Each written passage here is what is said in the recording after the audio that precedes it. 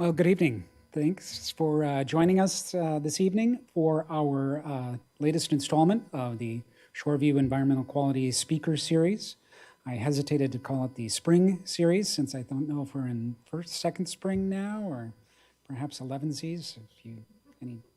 She got that joke. My name's Tim Pratt. I'm chair of the Environmental Quality Committee for the City of Shoreview. And this is one of the two big projects that we do every year, the speaker series. The other is the Green Community Awards program, where we recognize folks for putting in things like shoreline buffers or replacing turf grass with native plants. And for energy efficient projects. So this is going to fit right into that because we're going to have some tips, or Diana is going to have tips on how you can make your home more energy efficient. So be looking for that application. That'll be online in the next couple of months. The application period usually closes somewhere in July. So with that said, let's get back to this evening. One of the barriers that kind of stymies people from taking more steps to become more environmentally friendly in their lives is the expense part of it.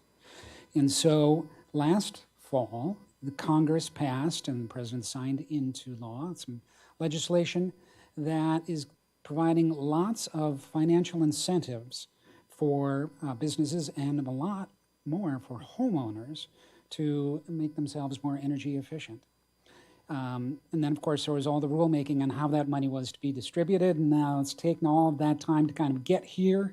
And so Diana's been following this all along, and so she's going to be just like this up-to-date, breaking kind of news to kind of fill us in on all of the money that might be available for you to help with these energy efficiency initiatives in your lives.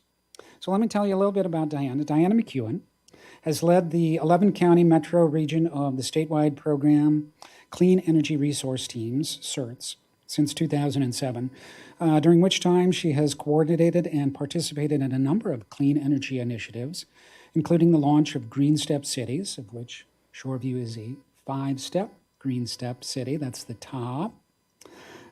Solar Works Workshop Series and electric vehicle focused peer cohorts, Cities Charging Ahead, which I believe, Krista, we're working on. Yes. And led the development of the recently launched Minnesota EV Smart Cities and Native Nations Certification Program.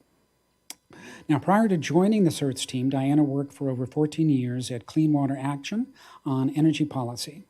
Diana holds a BS in Environmental Studies from the University of Minnesota, and she's going to talk tonight on an Inflation Reduction Act overview. Please join me in welcoming Diana McEwen. Thank you very much. Hello. Should I look that way?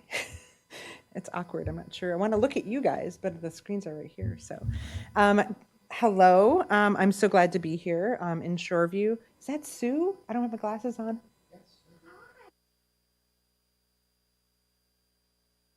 With the community of Shoreview. I'm Diana McEwen with Great Plains Institute, which is one of the 4 partners of CERTs, the Clean Energy Resource Teams. I was the first Metro coordinator. I was hired in October of 2007. And sometime in 2008, one of the early projects we did is we did this whole energy efficiency contest at the senior home. It's called Summer House. Maybe some of you know about it. Right. And there was a woman, Betty, who was this real advocate for clean energy. And that was one of the first things we did. And I think Mr. Gardner was still a representative at the state capitol, and he came and did some remarks at the beginning. And Sue, I worked with Sue way back when, so it's nice to see you. So long history with Shoreview. I am going to go over the Inflation Reduction Act, or IRA, as we call it sometimes for short. We like acronyms. I will say that this is the largest investment in addressing climate change in history, obviously. I mean, this is huge. The headline is that the law is projected to reduce 2030 U.S. greenhouse gas emissions to 40% below 2005 levels. That is a game changer. So it's landmark federal legislation. Was passed in August of 2022. It's going to raise $738 billion and nearly $400 billion in spending on energy and climate. So I'm going to show you some pie charts that shows there's some other things in it too, healthcare and some deficit reduction, but we're going to really focus obviously on the clean energy for tonight. Let's see. I also just want to say, it's a really big bill with a lot of things. I will sometimes say, I don't know, if you ask me a question. And we'll be sure to get back to you with answers if we don't have them. But there's a lot in it. It's really, it's just a lot. So I'll just start with just a tiny bit about CERTs for folks who don't know us. We are a partnership. People are surprised, but we're not an organization. We're a partnership of 4 organizations with a shared mission. And we're really focused on helping communities do clean energy projects in their community. And I'll just take this moment to say that in addition to our early work in Shoreview with Summer House, a few years ago in 2019, we worked with the city of Shoreview again, and in a unique project where we got a grant from the Cummins Foundation to do some work in the communities around where their employees live. And we worked with Shoreview to help with some marketing things for the electric vehicle chargers out here. So that played a part in some of the work that we've done. So we've had some history. So that was like an example of a clean energy project. Today's talk, we're going to do an IRA overview, obviously. We'll talk about residential energy efficiency, electrification. We'll talk a bit about electric vehicles. I'm just going to really skim over the commercial efficiency because I really want to focus on the residential. And then we'll talk about direct pay, which is a whole new thing that is really great. That's going to let a lot more entities take advantage of clean energy incentives that have not been able to. Okay, here we go. Ready? Strap on, here we go. So this is the bill, and like I said, I mean, it's unbelievable how much money we're talking about. But the clean energy incentives, I mean, you can see when you look at it, it's mostly energy. Most of the money for the bill goes to energy. And here's a bunch of different pieces of it. It's just overwhelming. I would say that, oh, I just pushed the button and made this desk go down, I think. So the majority of the energy stuff is about $369 billion for the investments to advance clean energy transition. There's a number of really, they're really trying to incentivize and provide more help to low and moderate income folks. And there's some additional bonuses and things for folks to really take some action because they have many, many more barriers. And this, the estimate is this will result in 550 gigawatts of clean energy generation. And it will come from a combination of different renewable energy sources. So these are the new programs. There's some existing programs that they funded, but these are the new programs. That is a lot. That's a lot of programs. And I'll just quickly go through, like, it's so many. It's dizzying array here. And they range from investment in early R&D all the way through consumer deployment. One thing I really want to point out, will this do this on here? Yeah. So this greenhouse gas reduction fund that I'm pointing to, that is green bank. If you've ever heard the term green bank, that is what that is right there. And that's making money available to states. It's just a way to provide more financing options for folks that don't have that benefit low income and disadvantaged communities. And so there's just incentives in there, and it's going to provide some funding. And right now, there's actually a bill making its way through the Minnesota State House to create a green bank here called the Minnesota Climate Innovation Finance Authority. And it's just one more tool for folks to use, especially in these lower income communities. So when you think about it, I'm going to talk about a bunch of things, incentives and things, and there's a number of them that are like 50%, 60%. So the project is like mostly covered, but you have to finance it at the front end. And that's the challenge for these communities. They can't finance it at the front end, even if it's going to be 70% incentives that's going to cover it. They can't. So that's, kind of just to understand what the green bank, kind of the benefit of the green bank. So this is a lot, and I'll go to, we're going to take this a little deeper into the residential focus issues. So this is probably not unlike a diagram I showed, I don't know, 15 years ago, because it hasn't changed much. This thing in the house in the middle, just a general breakdown of where our energy dollars go in our house, where where we're using energy. And I always say to people, like, wherever you're using most energy, that's probably the place that you can probably get the most bang for your buck or make some changes. So heating and cooling is a big one. So when people talk about programmable thermostats, you think, it's not a big deal. But it is, because heating and cooling is more than half of your energy bill. And if you can do some things like turning it back 1 degree for 8 hours, there's, I think it's, if you do 3, if you do it 3 degrees permanently, then it's 3% on your bill. I mean, I don't used to know the stat in my head, but I don't remember it anymore. So there's different ways to do energy, from insulation, windows, appliances, etc. Where we always tell people to start, you always want to start with an energy audit. We often recommend, especially people in Excel or Centerpoint territory, so you're in Excel, to use the Home Energy Squad.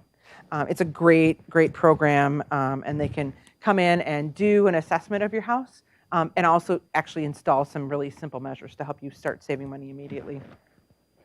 So there's tax credits, and there's some rebates, and actually, again, at the state capitol right now, they're debating a bunch of different things, that there might be additional incentives at the state for solar or heat pumps or whatever. So there's going to be the federal IRA stuff, plus there might be a Minnesota thing, and then some of the utilities have rebates. Like, you can stack all these things together. It's unbelievable. It's like unprecedented.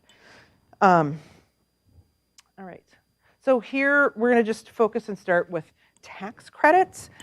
So in the bill, like I said, there's some tax credits, there's rebates, there's some different kinds of mechanisms that are part of the incentives, and different qualifications, income, or location, or there's some different pieces here. So we'll talk a little bit about some of these home tax credits. So it's up to 30%, and they haven't divided by technology, like a max amount per technology, but the maximum annual cap is $3,200.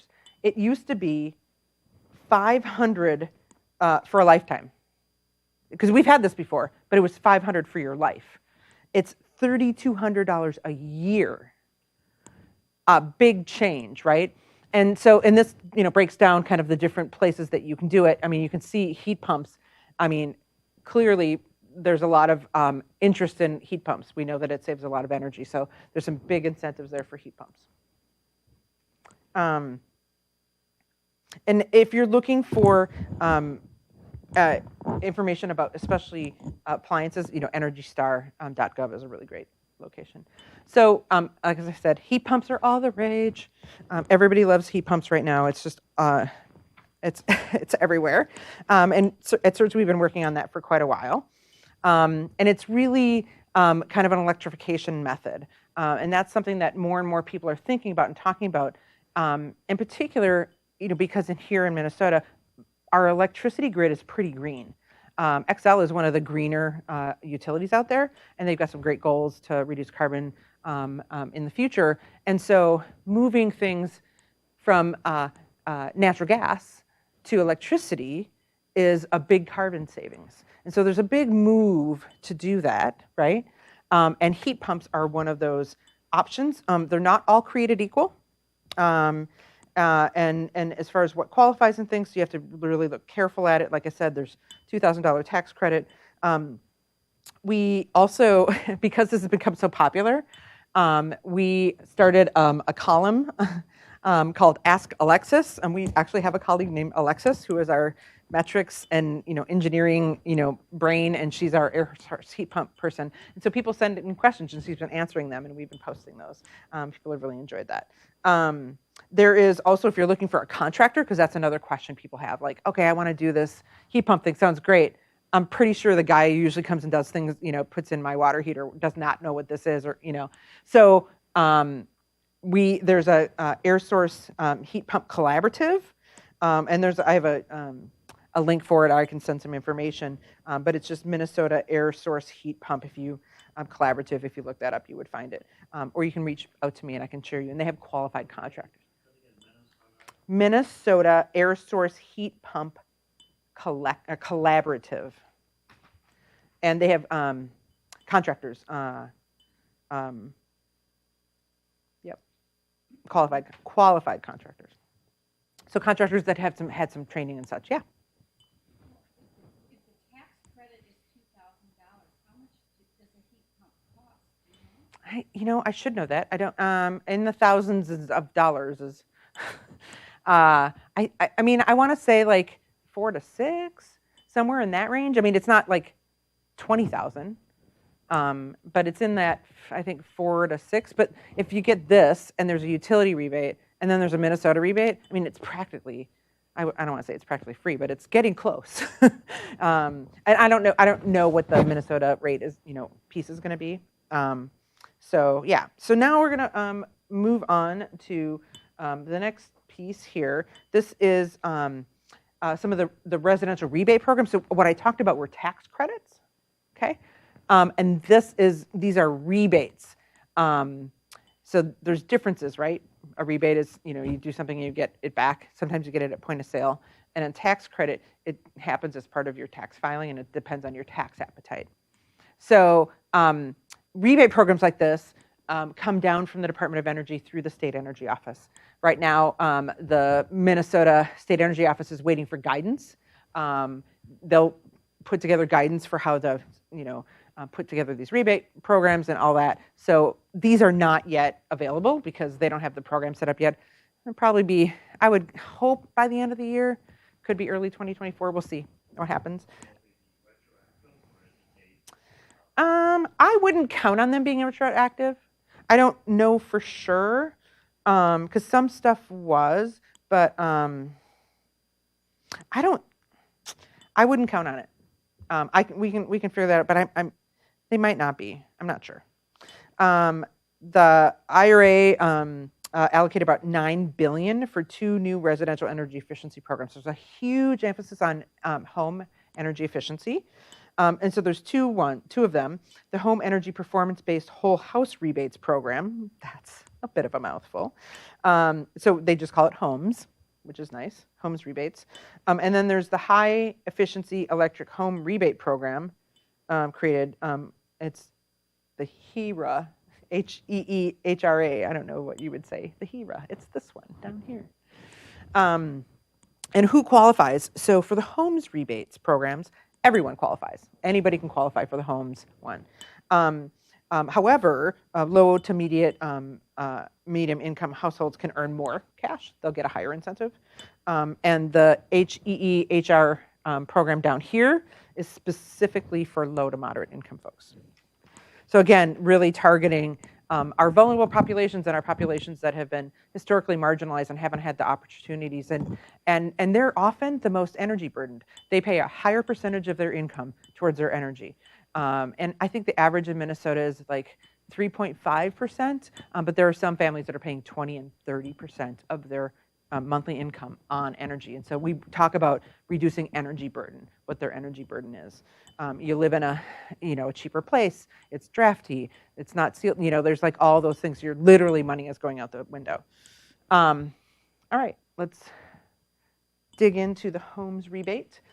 So again, so starting in late 2023, early 2024, so we're again waiting for that guidance. So who? It's single family and multifamily building owners, their rebates. And it's interesting, it's based on the percent of energy savings. So I think you have to get you either get modeled or actually measured savings to get this. And so if it's a modeled energy, you work with a contractor who uses this particular modeling software. And if you do this, and this, you'll save 20%. Then you'll get a $2,000 rebate, or 35% or more, and you'll get $4,000. And then if it's measured, it's the same thing. You'll work with him who measures before and after and get that. So either way, you can get it, whether it's measured or modeled.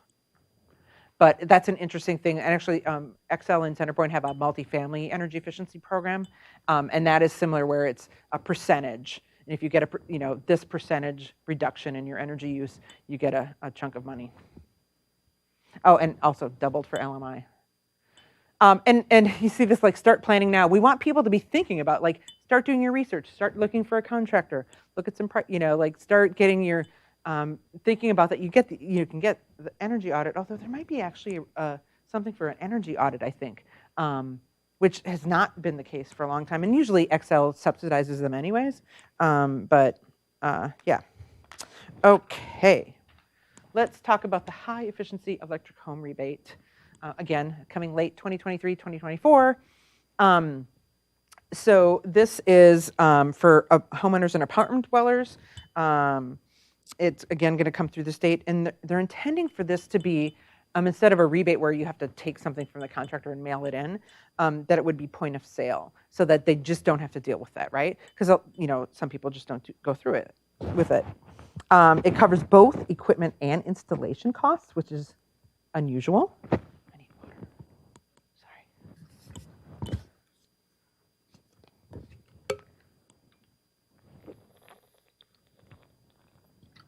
My apologies.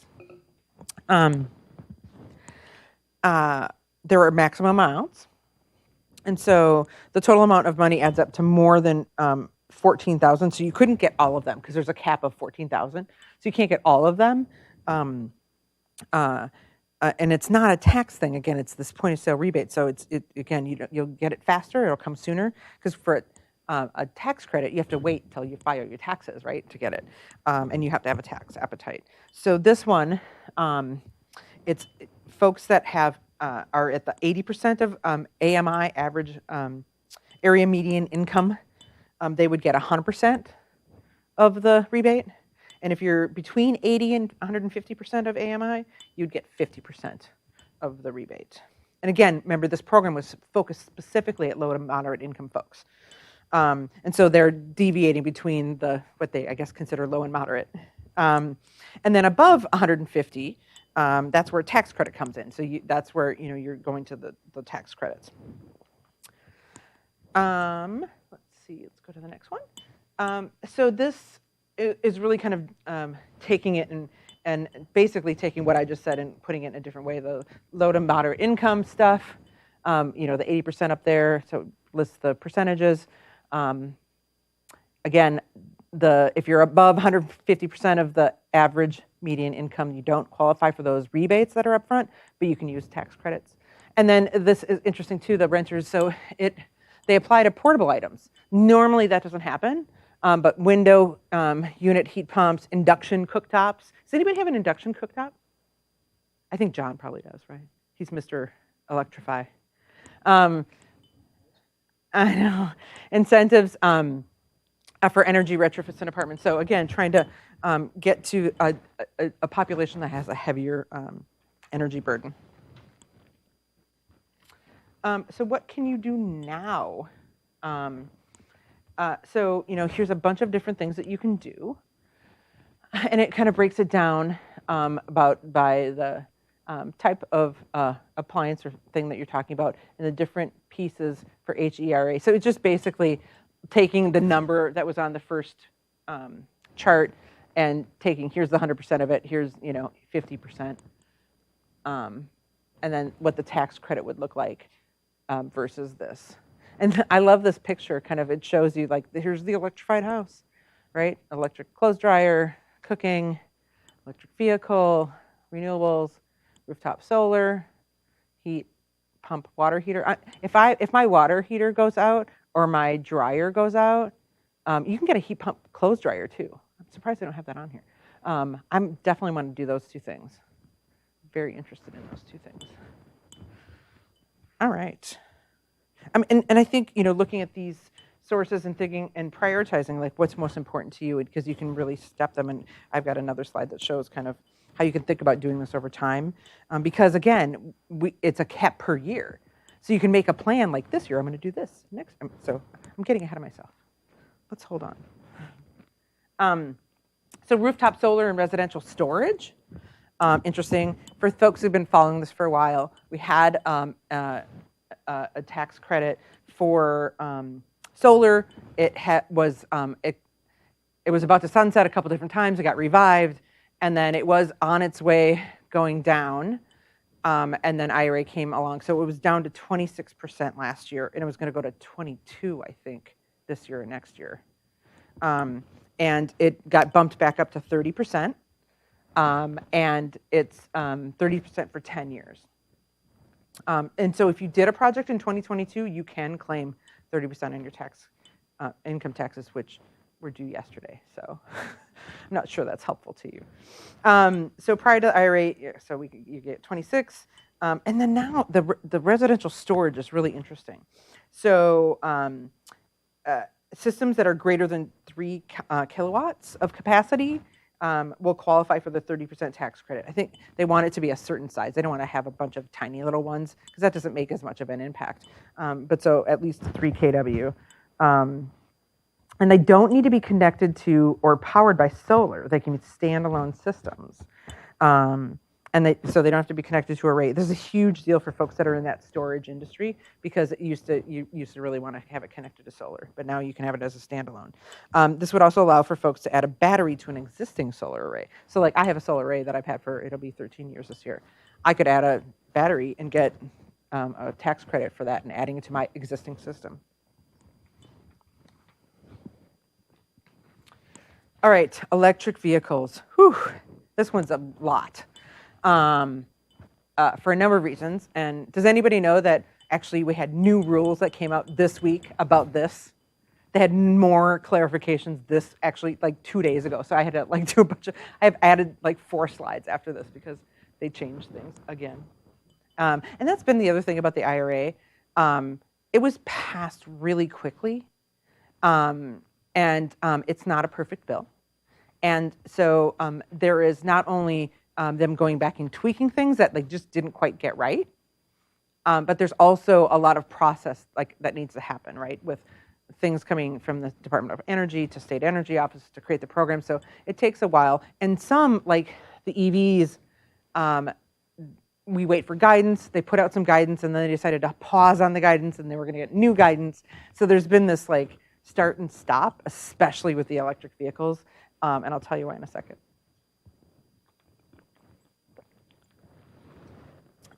The biggest reason is because the current administration really, really, really wants more manufacturing in the United States. And so in order to do that, in the IRA, they set some standards, in particular around electric vehicles, but other things as well, to really encourage us to get that manufacturing in those jobs. I mean, for the administration, I believe it's really about jobs. So, so they had some things in the bill requiring that there's assembly in North America for the vehicles, and then there's a whole battery content. And so those two things and how high it was, a bunch of manufacturers weren't able to meet it starting January 1st, so that's why they delayed the guidance. And the new guidance just came out this week, and I'll share that with you in a minute. But essentially, it went back, it's the existing, what's been going on for, I don't remember how many years, a while, 2012 maybe. There's a $7,500 tax credit for electric vehicles at the federal level. Originally, when this was passed, whenever it was passed, I can't remember when exactly, it was by manufacturer, and each manufacturer, once they hit 200,000 models sold, then it started dropping down to half, and then it went away eventually. So Tesla hasn't had theirs for a really long time. Chevy lost theirs a while ago because they were selling so many cars. And so they hit that 200,000, and so there weren't any more rebates for any of those cars. This changed it when they put in the IRA, that day, that cap went away. And so Teslas were again available. There's more things, requirements and criteria, but generally they were allowed. The new thing is that used electric vehicles now have an incentive, which is incredible. And again, another one of those things that we've talked about with lower income communities that can't afford the $50,000, the $80,000 electric vehicle. How do they get access? Well, and there's used vehicles out there, but then here's another kind of boost. There's a used vehicle out there, but it gives you the ability to get a tax credit for that used vehicle. And there's some, has to be at least 2 years old, and only for ones, that cost less than $25,000. So over here, the conditions assembly meets battery sourcing requirements, a lot of issues around mining, and good, lots of important issues, and so trying to really figure that out, and that it's complying with price requirements. So the vehicles, they only qualify if they're $80,000 or less for an SUV or pickup, truck, van, etc., or $55,000 or less for other vehicles. There was also income qualifications. So single people, if you make more than 150, you don't qualify. I mean, makes sense, right? Maybe you don't need the help. I don't know. Married couples, combine that. These conditions I talked about again, whether they're assembled in North America, and I don't think I go into the great detail about what those look like, but it ramps down over time, or I should say ramps up over time, 40%, and then 100% needs to be manufactured, assembled in the U.S. So what I'll say is that starting in 2024, at least 40% of the materials used in your new EV battery must come from the U.S. or one of our trade allies. In 2029, that percentage goes to 100. 100% of the materials used in your battery must come from the U.S. or a trade ally. Here's the catch. If your EV battery uses materials from a country that the U.S. deems a state sponsor of terror or is blocked by the Treasury Department Office of Foreign Assets Control, you won't be eligible. Guess who's on this list? China. Guess who controls 75% of the battery components? That's right. So it's going to be a challenge for a few years, but I assure you, there are lots of folks in the United States that are quickly trying to ramp up making electric vehicle batteries because it's obviously an important piece. All right, let's see. Breaking news. So this is what happened this week. Literally as of yesterday, they put in these, we were waiting, they held off on the guidance. It was supposed to come out in March. It finally came out, I don't know, a couple weeks ago, I think March 31st. And then was going to be implemented starting yesterday. And with the new guidance, only about 10 electric and plug-in hybrid vehicles really qualify for that full 7,500. That's about half as many as before that. And 90% of the best-selling EVs still qualify, so Tesla, Chevy Bolt. Others, Ford, Mustang, they qualify for half the credit because their batteries come from abroad. I think they'll probably be working on that quickly because they're going to want people to be able to get that full credit. 9 electric vehicles no longer eligible, including the Nissan Leaf, which is what I drive. But I have it already. I don't need the tax credit. And Volkswagen ID4. It says see the full list. I brought the full list, but even better, I screenshotted it because I like a picture. So these are the ones that qualify now, and you'll see. I guess these are all the full credits. So the Bolt EUV, and even the Silverado, Pacifica, the Ford Lightning. I think it's for the standard range. If you do that extended range, it does have this extended range. I don't know if it's 8,000. Okay. So a bunch of the Fords. So Tim, you can go get your Mach-E. Oh my God, I keep hitting this. And then Grand Cherokee. So a couple. Not a lot of choices.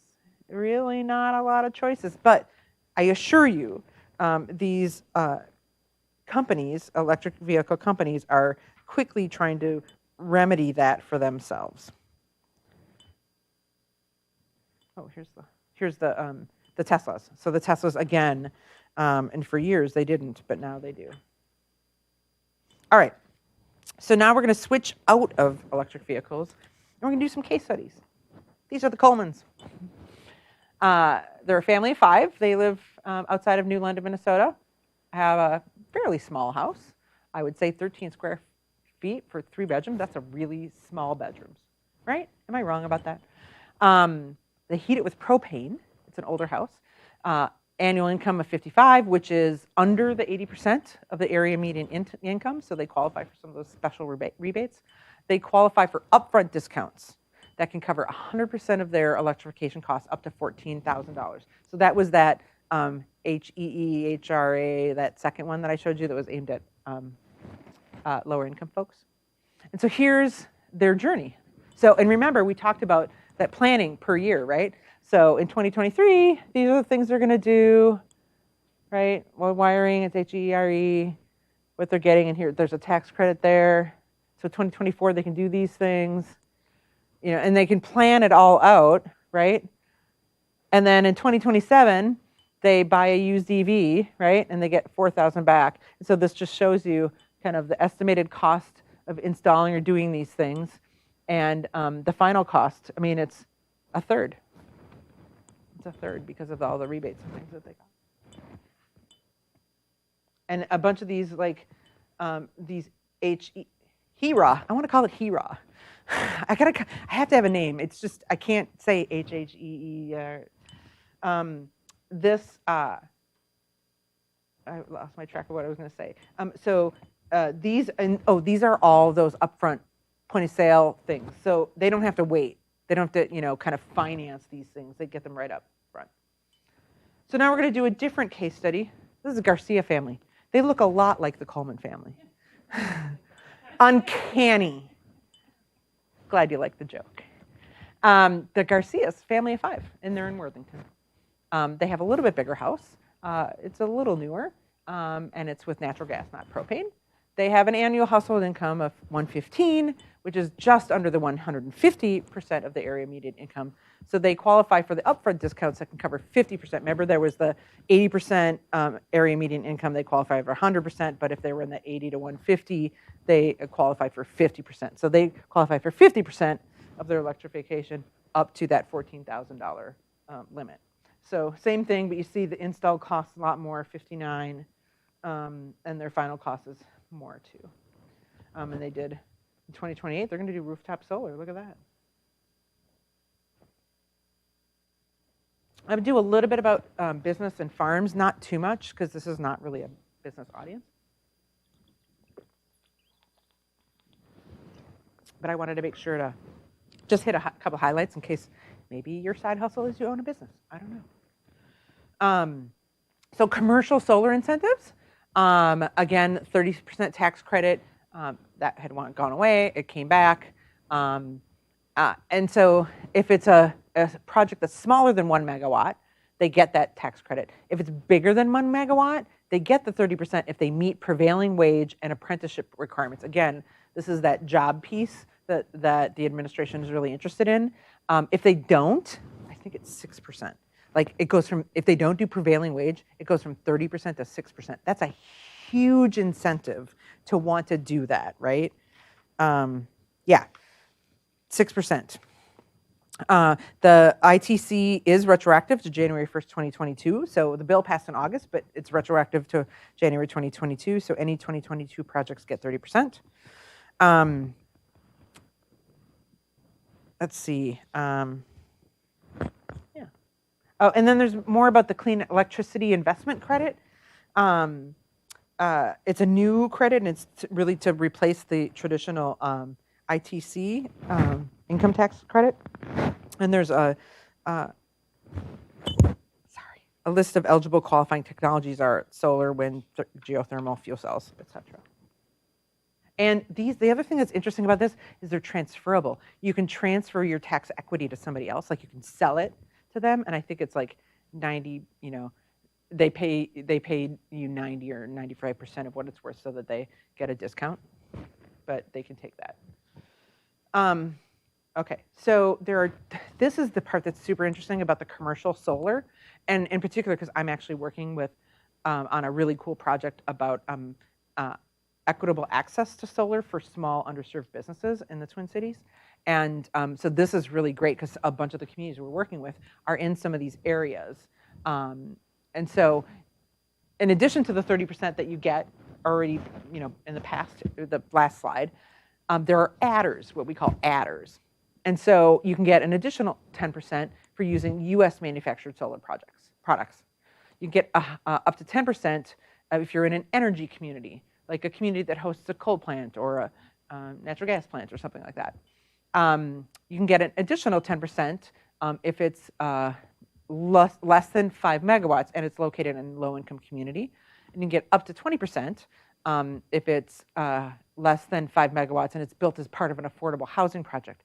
These can be stacked. So if you're doing it on an affordable housing project in an energy community, and you're using US, you can add these up. So it's 10, 10, 20. So that's 40 more plus the 30 that you get for the tax credit. That's 70%.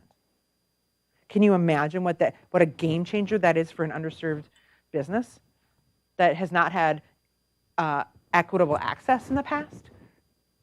It's pretty incredible. As I described, it's a community that hosts a coal plant or a nuclear plant, so energy community. There might be a little bit broader definition. Here, hang on a second. Oh, brownfield site too. So energy community, brownfield site, closed landfill, or a community that's heavily reliant on fossil fuel jobs. So that's the part. I talked about the last part, which is like they have a plant, like Cohasset, Minnesota has a coal plant. But the brownfield site. So then if you build it on a brownfield site, that's another one, right, that you could use it for. So the adders are for commercial scale projects, but they can also be harnessed by anyone that's doing development at that scale. So faith communities, utilities, government, private developers. And in the past, those entities, because they don't pay taxes, nonprofits, local co-ops, et cetera, cities, they haven't been able to take advantage of the tax credits. Well, that's changed this year, and I'll talk about that in a minute, but it's called direct pay. So so for the first time ever, local governments, and we were always doing these, fancy, purchase agreements and third party and trying to do all these things to get around and make sure that local governments could take advantage of the tax credit, even though they couldn't take advantage of the tax credit. And so now you don't have to do all that finagling because there's a mechanism in here that allows that to happen. All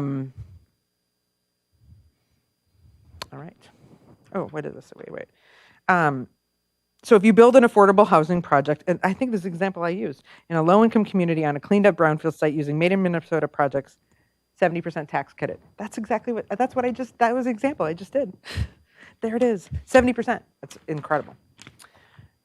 So, and storage. So again, in addition to the residential storage, there's also storage in the commercial space, and they're eligible for the income tax credit. So this is really exciting as well. Again, I think really trying to deal with resilience in this way. There's some rural stuff. I'll just, there's some rural things. This doesn't really apply to anybody here, I'm guessing. But it's good to know that they're there. And we do CERTs statewide, so we care. There's a green building tax deduction. Oh my God. I keep bumping this.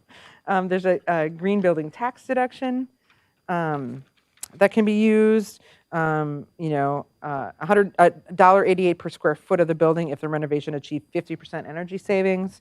And so there's, different pieces on that. So if you're building a green building, there's some advantages. So it's not just retrofitting, it's new buildings too. All right, so now we're going to dig into direct pay. And that was the mechanism I was talking about with governments and utility co-ops and schools and nonprofits that have not been able to take advantage of the tax credits. And they've had to find really funky ways of doing it, or they just didn't do it. So now there is a mechanism. It'll allow tax-exempt entities to take advantage of this. They can receive a direct payment rather than having to work with a tax equity partner. Because what we've done in the past is that we have we set up these systems so that some other person that has a tax appetite or can provide that tax equity in the project, and then they they hold the financing of the project for several years. They take the tax credit, et cetera. And then after usually 5 or 6 years, because I think it depreciates within 5 years. So at that 5 or 6 year mark, they often will sell back for pretty cheap or give them the system back because they've taken all they wanted a tax shelter. So they use this as a tax shelter for them. And so here's all the technologies. It's not just solar. It's storage, geothermal, combined heat and power, commercial clean vehicles, and again, tribal nations too. I didn't mention tribal nations, but a number of entities that can take care of it or take advantage of it now. So how does it work? So this is what I was talking about before the direct pay. We did this third party would kind of own the solar system and have this agreement, and then they would, the private company would claim the tax credit, and they would give, low cost to the project, et cetera. This was this funky way we had to do it. Now it's just really straightforward and simple. The nonprofit can, take advantage just right away of this, the tax credit by doing this direct pay, so they don't have to mess around because it's a whole nother contract, right? You don't have to have that now, which I think is nice to not have that administration. Don't forget Uncle IRA and Uncle BIL. So the Infrastructure Investment and Jobs Act, IIJA, as many of us in the industry call it, that was passed in November 2021. That was also a really big piece of legislation. It did have a lot of things in there for clean energy, et cetera. Not more electric vehicles than others, but not as much, obviously, as the IRA. So you can sign up for energy-specific IIJA email updates with Kelly Rose. I don't know why it's not on there. I can give you her email. She's at the State Department of Commerce. There's an email address that you can sign up and get updates if you're interested. I mean, if you're super nerdy and you want to get updates on the bipartisan infrastructure law, which is what bill is considered, BIL. Oh, is it? Oh, it's so small. Well, this is, Fed questions. Oh, yeah, that is. Oh, yeah, there it is. It's just funny that it has I should put it up there too, because it's hard to see way down here. All right. Some key takeaways. Obviously, there's targeted incentives for LMI, low to moderate income residents. The investment tax credit goes back up to 30. There's all those adders that you can add on. Solar systems are eligible. Used EVs, that's a new one. Huge REAP incentive, that's a Rural Energy Assistance Program. Tax credits are transferable, and that whole direct pay thing. I mean, those are really, really huge pieces and huge things. I'm going to catch up here.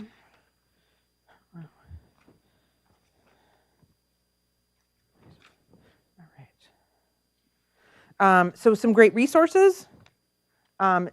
Desire, do not put an E in there. You'll get things you don't want to see. DSIRE. Rewiring America, great website. They have a guidebook, they have a calculator. We direct people to the Rewiring America website all the time. Energy Sage is a site that a lot of people look for contractors, solar installers. We do actually have a Minnesota solar directory. I would encourage you to use that. Not that Sage is bad, but the companies pay to be on there. So generally, there's some other contractors, low income, BIPOC owned, that might not be on there. And so we try to support them as much as we can. U.S. Green Building Council, Department of Energy, Energy Star. Oh, and the Clean Energy Resource Teams. That's me. Questions? Yeah. Oh, hang on a second. The rebates you were referring to earlier, like the $17.50 for a heat pump, water heater, is that part of the IRA? Yes. Is that eligible now or not yet? It's a rebate, and that was one of those ones where it's gonna the guidance is gonna come from Department of Energy to the state energy office, and then they'll create the program, and they're coming probably late this year, early next year. Okay, so Those today programs have to they're, be set up. The rebates are not eligible. The tax credits are available right now. well, tax credits are available. Tax credits not are. the rebates. Rebates are not. When it is available, will there be both tax credits and rebates? Mm-hmm. Depending on what it is, you can combine and stack quite a few of these things. There are a couple things that you can't, but mostly you can stack.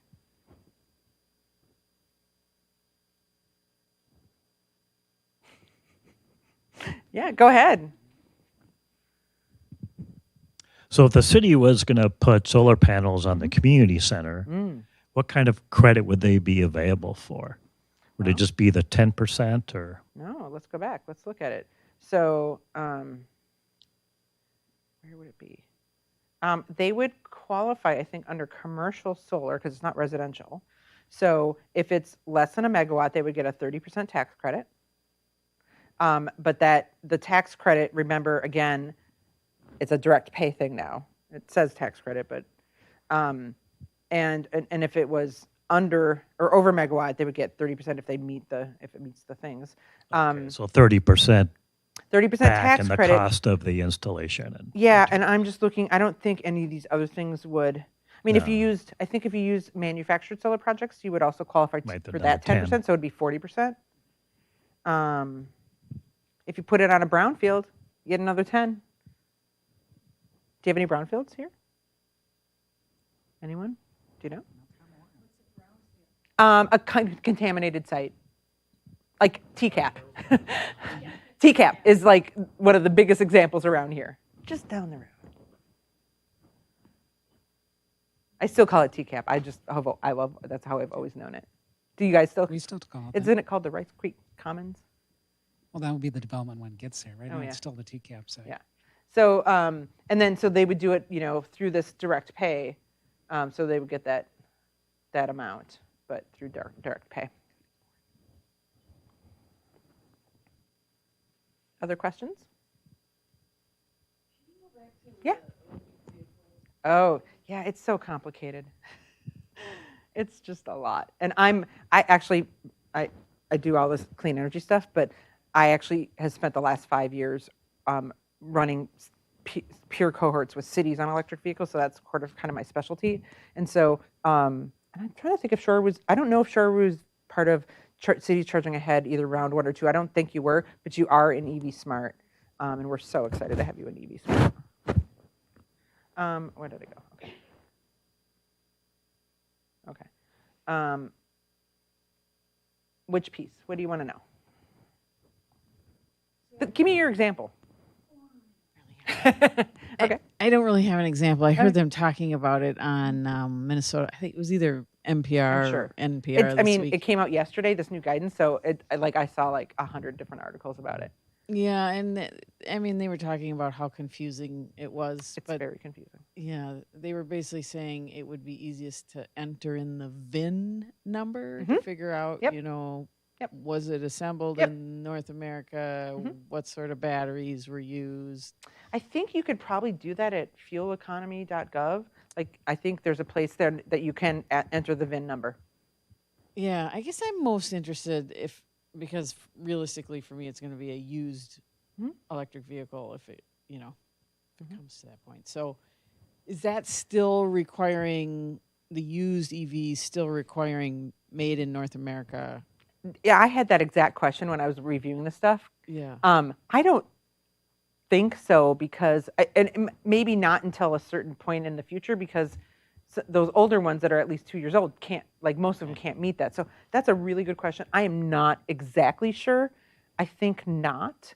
Yeah, I'm not sure. And I actually have a 4-year-old Nissan Leaf that I'm thinking about selling.